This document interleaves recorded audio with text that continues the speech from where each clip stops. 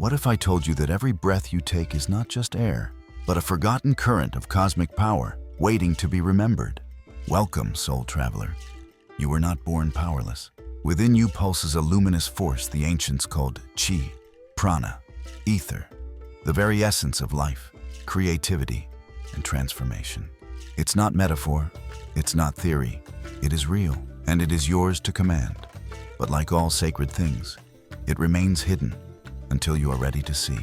In this journey, we'll rediscover the lost art of energy control, blending Eastern breathwork, Hermetic wisdom, and modern awareness.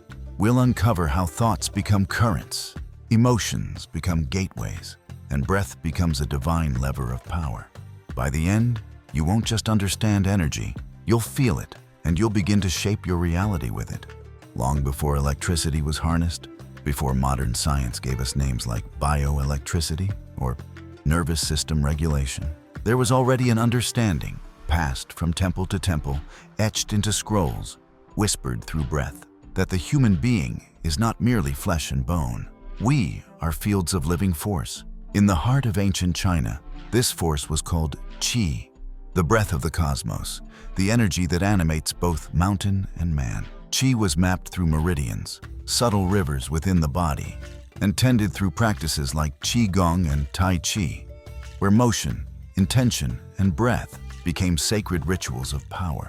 In India, the mystics of the Vedic tradition spoke of prana, the life breath that permeates all things. Through pranayama, or breath control, the yogis learned to gather, refine, and direct prana through the chakras, subtle centers of transformation. Each breath was an offering, each inhalation a union with the infinite. Travel west, and we find Hermeticism, the ancient Egyptian and Greco-Roman path of hidden wisdom. The Hermetic texts tell us, as above, so below, as within, so without. Here, energy was called the magnetic fluid, described by occultists like Eliphas Levi as a subtle ether, one that can shape reality when directed by will. Franz Bardon, a modern Hermetic master, taught that energy is the link between body, soul, and spirit. Without it, man is a leaf in the wind of the universe. But with it, he becomes a co-creator, not merely alive, but awake. And then there's Aleister Crowley, who wrote, "Magic is the art of transforming reality through disciplined will." And will is energy in its purest form. These teachings weren't philosophy. They were maps that led inward, to the seat of the soul, the center of the breath, the place where power and peace converge.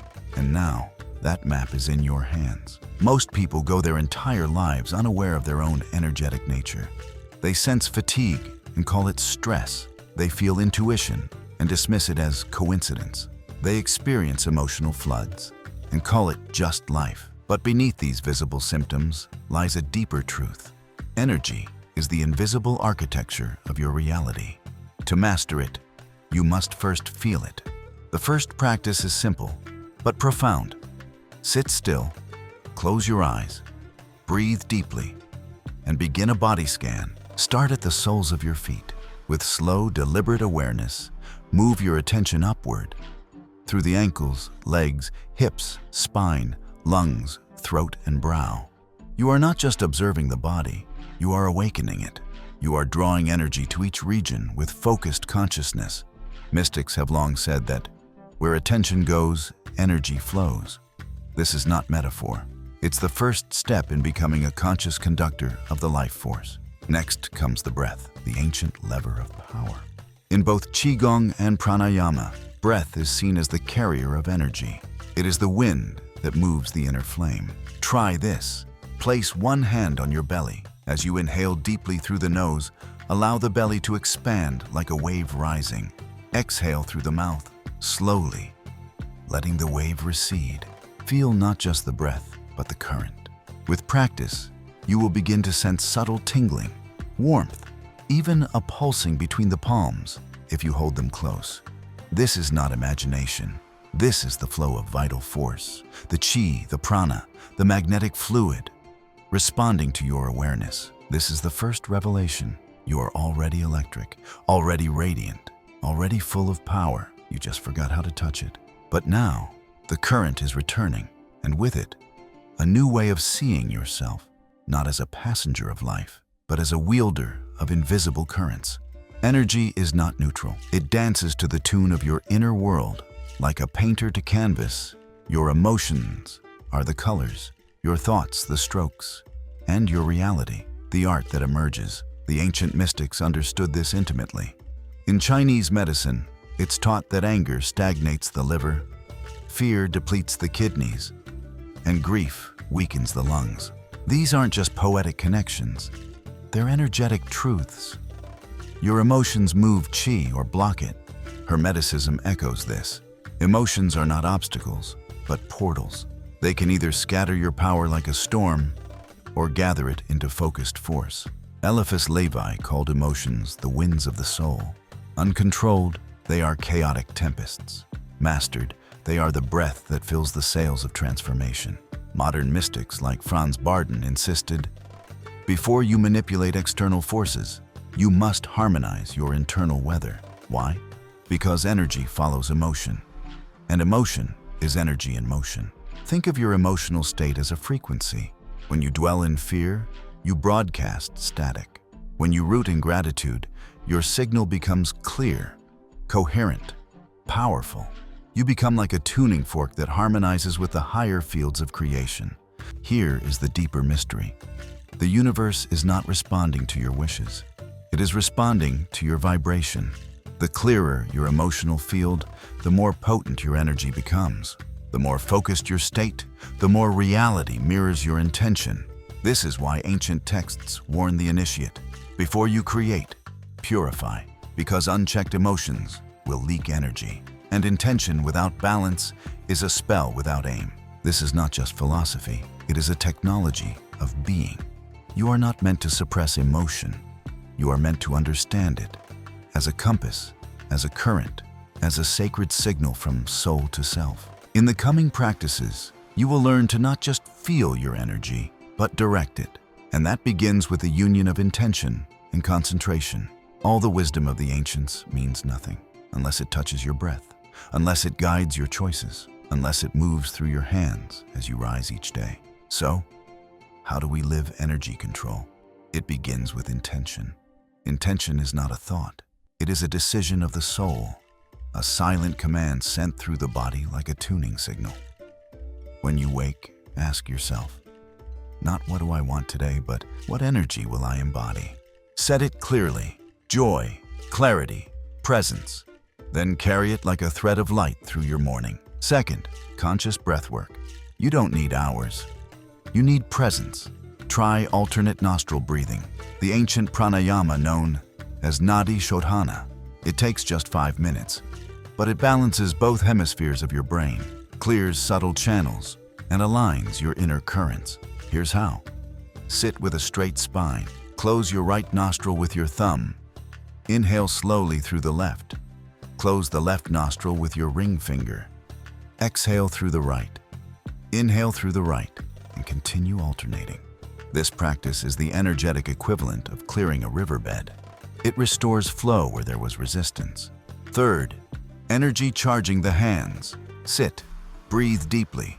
Rub your palms together and slowly separate them. Hold them facing each other at chest height. You may begin to feel warmth, tingling, subtle magnetic pull. Visualize energy gathering like golden mist between them.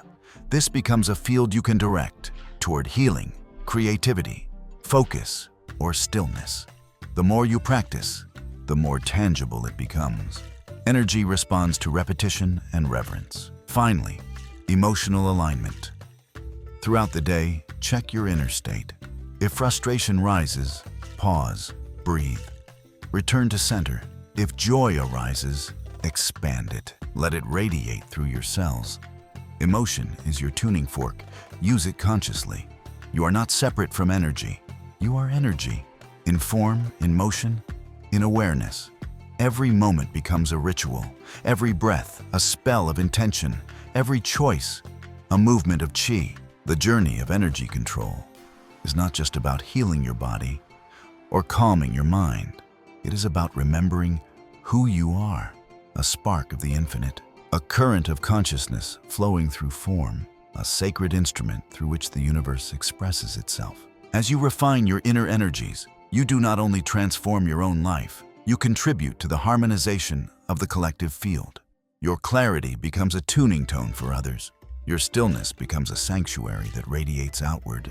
In ancient Egypt, the initiates believed that to master one's energy was to align with Ma'at, the cosmic order. Every act of balance within the self echoed into the greater whole.